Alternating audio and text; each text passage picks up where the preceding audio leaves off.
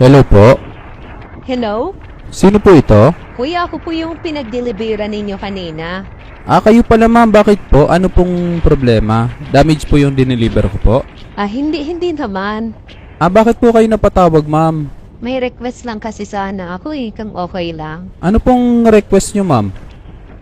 Kung okay lang na lagi na lang sana na ikaw yung magde-deliver ng parcel ko.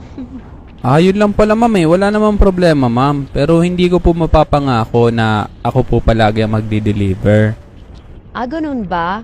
Pero, kung pwede, ikaw na nung palagi sana. Okay po ma'am. Pero matanong ko po ma'am, bakit po ba? Bakit po ako po yung gusto ninyo na mag-deliver? Gumaganda kasi ang araw ko kapag ikaw ang nagde-deliver ni. Ay, grabe na. Thank you po ma'am. Nakakatuwa naman po marinig yan galing sa isang customer. Lagi ka kasi nakangiti, kaya napapangiti mo rin ako. Grabe naman po kayo ma'am. Ganun naman po kasi talaga ma'am. Part po yun ng customer service po namin. Hindi minsan yung nagdi-deliver sa akin nakasimangot. Kaya kahit hindi ko kinukuha yung sukli, di man lang nagpapasalamat, nakasimangot pa rin. Pero ikaw, kahit hindi kita binibigyan ng tip, lagi ka nakasmile. Ganun po kasi talaga ma'am. Kasi alam nga naman po sumimangot ako ang ganda-ganda ng pinagdi-deliveran ko. Kaya nakasmile din po ako sa inyo. Oo nga pala, bukas may i-receive akong parcel. Kung pwede, ikaw na mag-deliver. Sige po ma'am, wala pong problema. May pasok naman po ako bukas. Ako po magdi-deliver niyan. Pero kung okay lang, gabi mo na sana i-deliver. Gabi po?